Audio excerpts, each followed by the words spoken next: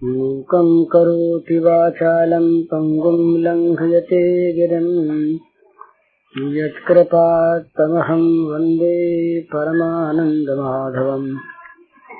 श्रीमन्मदनगोपालं वृन्दारण्यपुरन्दरं श्रीगोविन्दं प्रपद्येऽहं दीनानुग्रहकालकम्। वंशीविभूषितकरान्नवनीरदाभात् पीताम्बरादर्णबिम्बफलाधरोष्ठात् पूर्णेन्दुसुन्दरमुखादरविन्दनेत्रात् कृष्णात् परं किमपि तत्त्वमहं न जाने। नवजलधरवर्णं चम्पकोद्भासिकर्णम् विकसितनलिनास्यं सुरन्मन्दहास्यम् कनकरुचिदुकूलं चारुवर्हावचूलं कमपि निखिलसारं नौमि गोपीकुमारम्। श्री चैतन्य महाप्रभु ने एक शिक्षाष्टक बनाया है। उन्होंने ग्रंथों की रचना नहीं की, वो केवल साधनामय जीवन में रहे और यही साधक का और प्रचारक का अंतर है। प्रचारक लोगों में प्रचार करता है, खुद रह जाता है ऐसे ही, अधिकांश ऐसे ही होता है।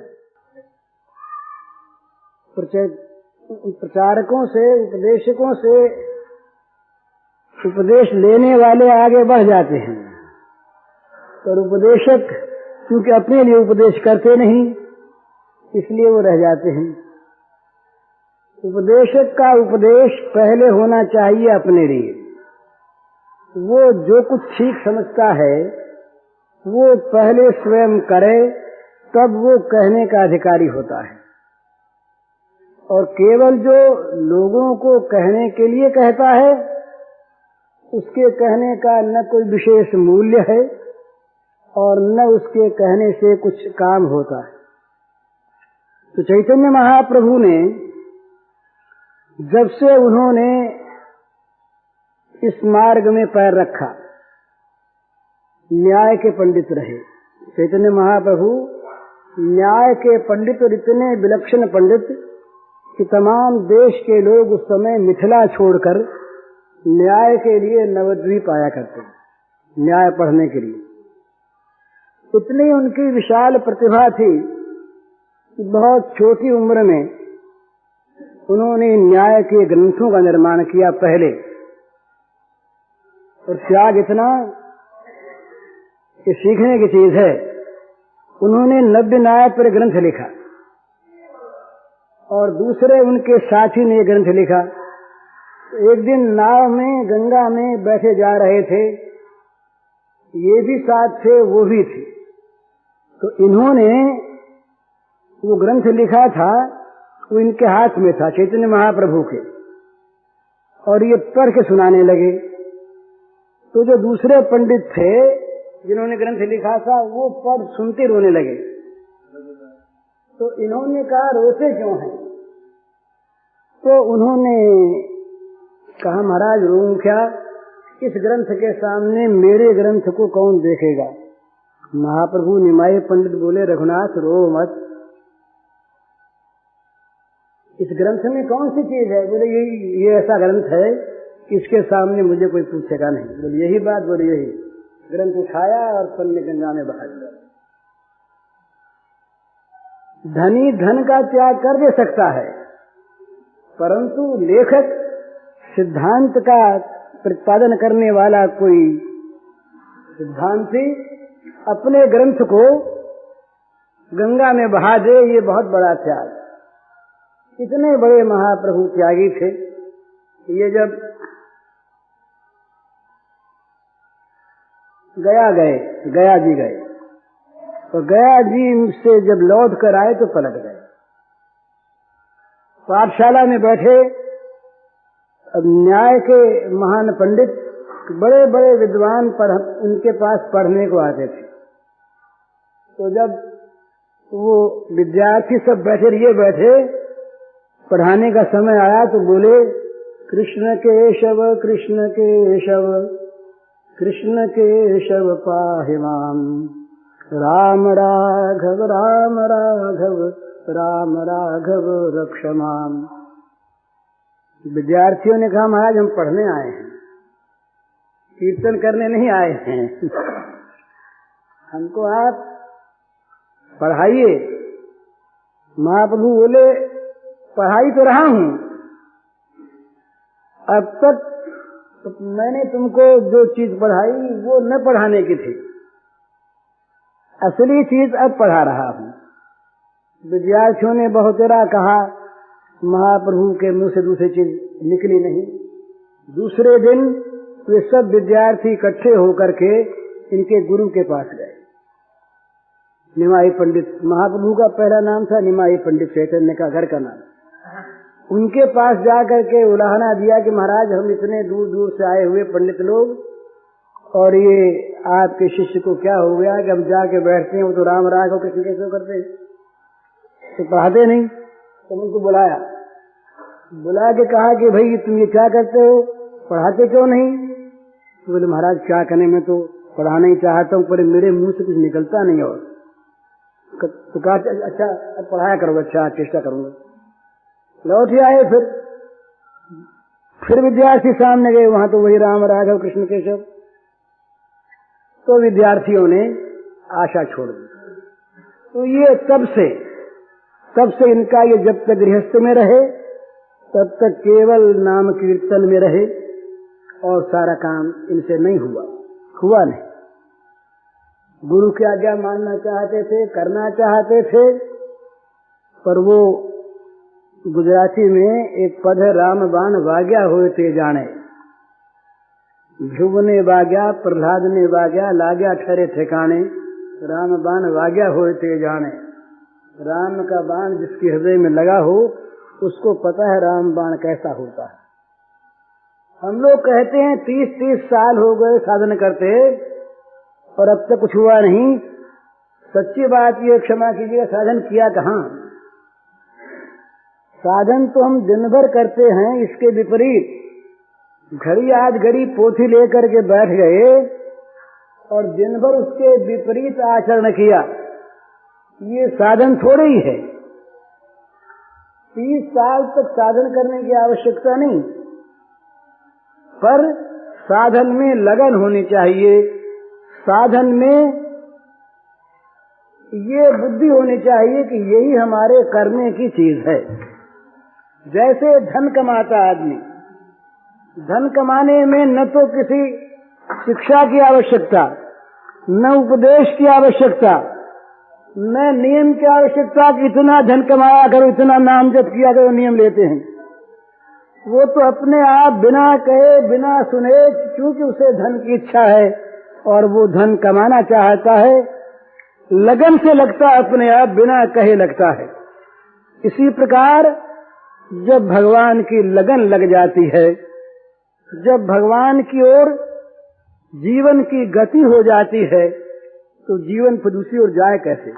जब गति उनकी ओर है, जब जीवन की गति भगवान की ओर है, तो दूसरी ओर जीवन जा नहीं सकता। जाता है तो जीवन की गति भगवान की ओर नहीं।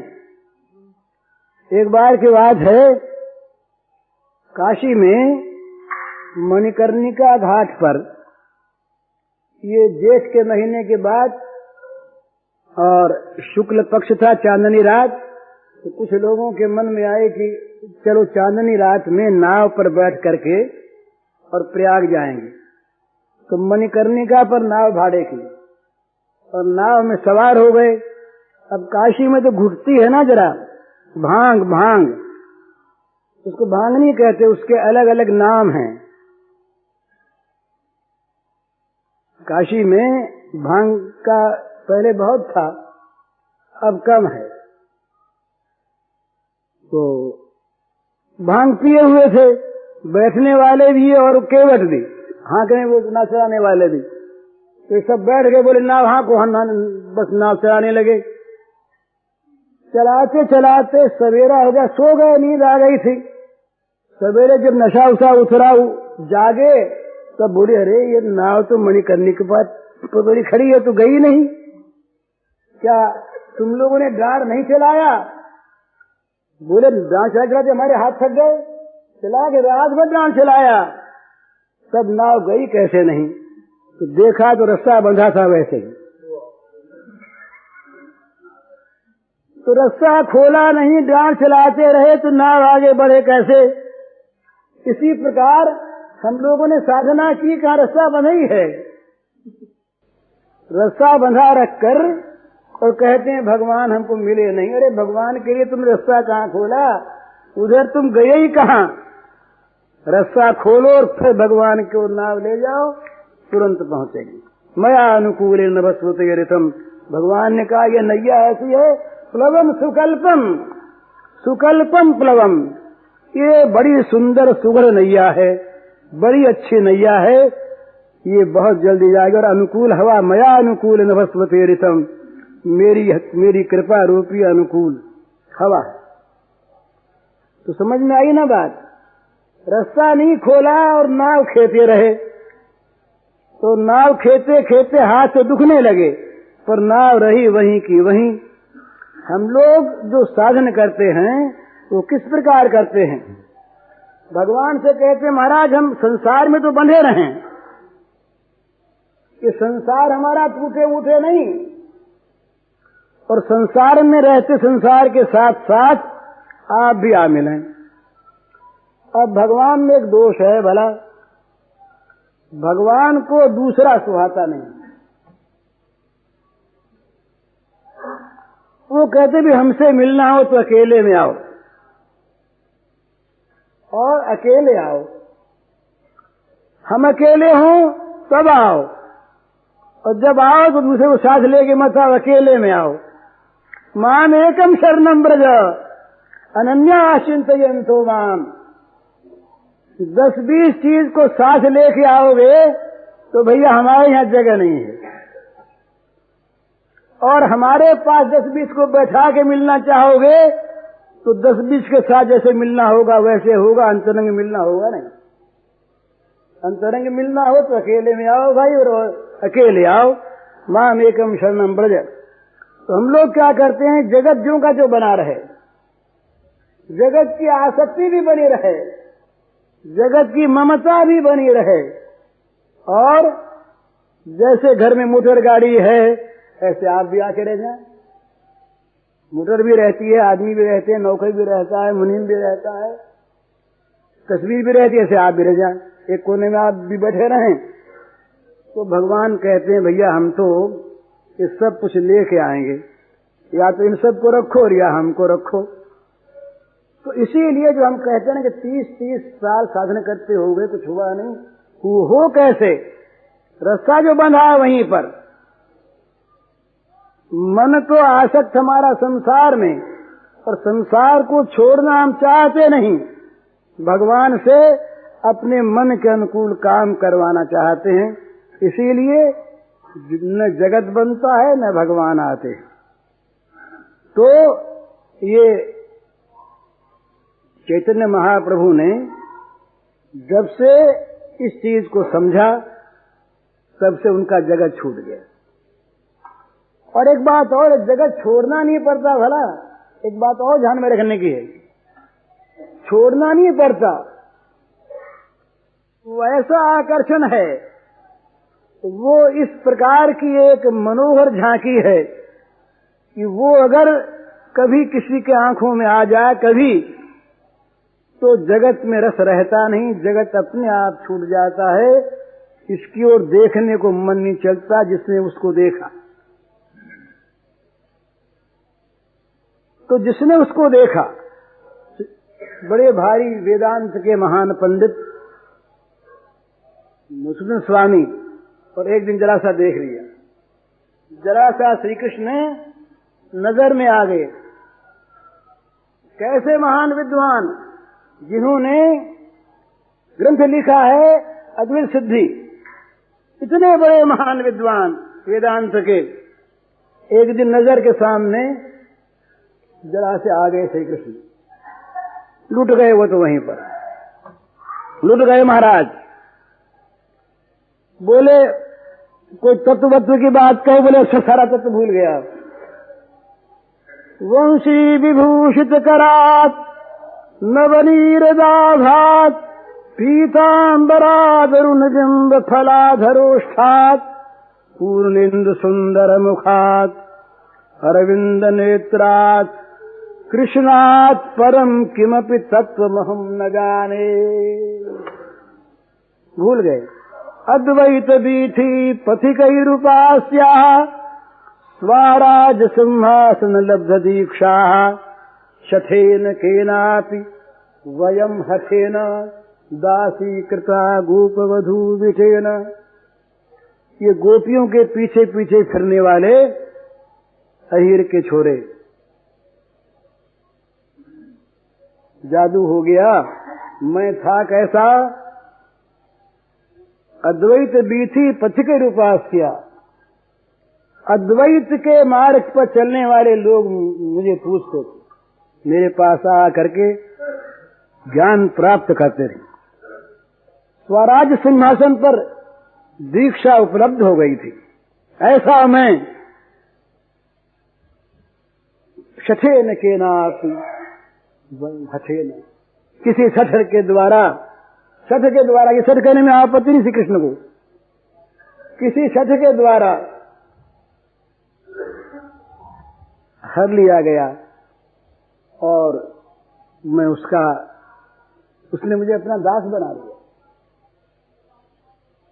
तो ये जब इस प्रकार की स्थिति होती है महाराज, फिर क्या जगत सूझता है क्या?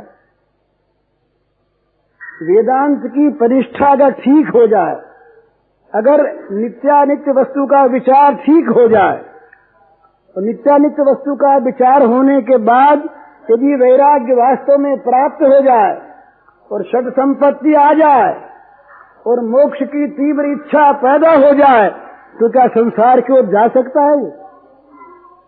जाता है तो भाई वो झूठा वैराग्य, झूठा वेदांत है और झूठा प्रेम है, दोनों ही चीज। जब ये बात संसार समझ में आ गई कि ये संसार असत है, अनित्य है, दुखमय है, इसमें कहीं सुख नहीं, नित्यता नहीं, सत्ता नहीं, तो इससे क्या विराग हो में रहेगा? और विराग होने पर क्या मन इंद्रियों के वश में आदमी रहेगा? और ये संपत्ति प्राप्त हो जाने पर क्या उसको मोक्ष की तीव्र इच्छा नहीं होगी? और मोक्ष की तीव्र इच्छा में क्या ये संसार का आकर्षण रहेगा? नहीं। इसी प्रकार प्रेम में, भगवत प्रेम में भगवान का सौंदर्य, भगवान का माधुर्य जब किसी के ध्यान में आ जाता है, उसके बाद क्या वो रह सकता है प्रेम? नहीं रह सकता। वो पद वाली किताब है किसी के पास, वो नहीं रह सकता। तो क्या बात है, उस झांकी की ओर हमने झांका नहीं। हम देखते हैं, हम देखते क्या हैं? मंदिर में जाते हैं, मंदिर में जाके पोशाक कैसी बनी है, तो गहना कैसा है, ये देखते हैं। पर भगवान का जो वो स्वरूप सौंदर्य है वास्तविक, वो नहीं देखते। वहां जाकर के विषयों में पड़ जाते हैं। दो तरह से दर्शन होते हैं भला, एक भगवान का और एक भगवान के श्रृंगार का। श्रृंगार का दर्शन जो है केवल, क्षमा कीजिएगा, ये भोग दर्शन है। और श्रृंगार जिससे श्रृंगारित है, जिसके साथ श्रृंगार लग करके स्वयं धन्य हो गया है, जो श्रृंगार का श्रृंगार है, उन भगवान को हम नहीं देखते। इसीलिए हमें मंदिर में जाकर के भी भोग देखते। बोले सावन का झूला है, वे कौन से मंदिर में जाएं? किसी गरीब भक्त के जहां श्रृंगार ज्यादा नहीं है, वहां भीड़ होती है क्या?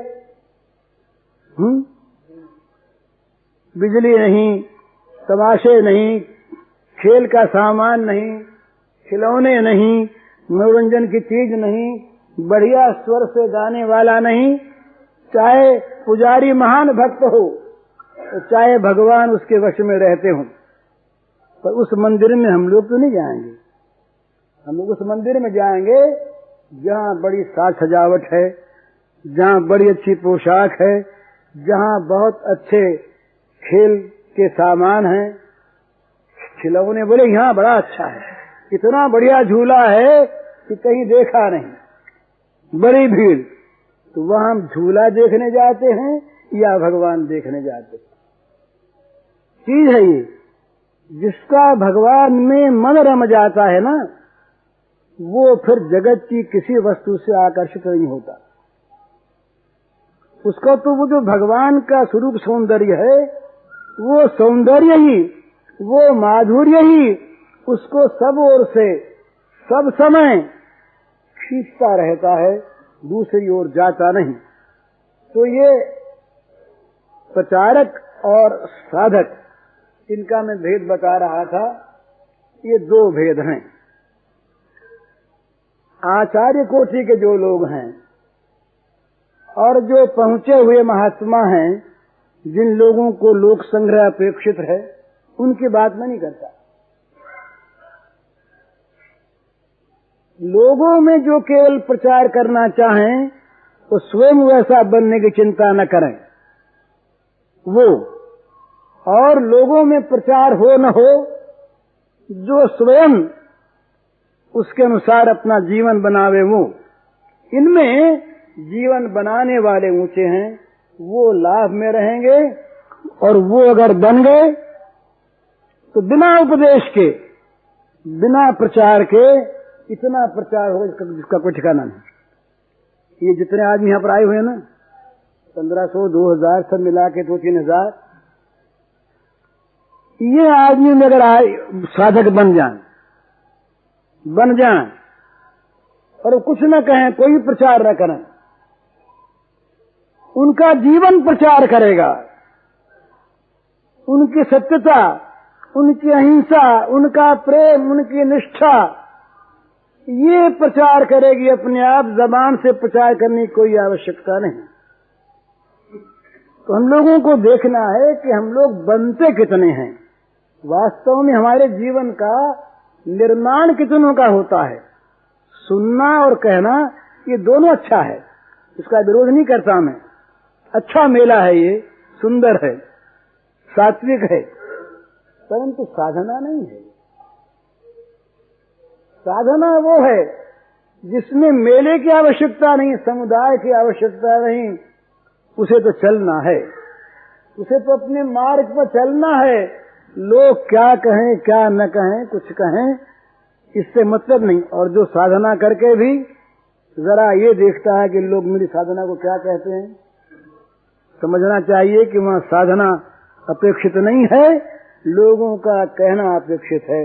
लोग अच्छा कहें, बड़े साधक हैं, बड़े महात्मा, बड़े प्रचारक हैं। मैं तो अपनी बात कहता हूँ, मुझे बहुत बार ऐसा लगता है, सच कहता हूँ, आप लोग मिथ्या न मानिएगा, मैं तो बोलने का अधिकारी नहीं हूँ यहाँ पर, बिल्कुल नहीं। मैं देखता हूँ कि जितनी बात मैं कहता हूँ उतनी बात मेरे में तो है नहीं। जब है नहीं तो धोखा क्यों दिया जाए भाई लोगों को? लोग ये समझ लें बेमतलब है कि ये बड़ा प्रेमी होगा, बड़ा महात्मा होगा, बड़ा ज्ञानी होगा, केवल शब्दों को सुनकर, ये धोखा ही है ना। तो कई बार ऐसा मन में आता है कि क्यों धोखा दें भाई, जैसे हैं वैसे ही रहें।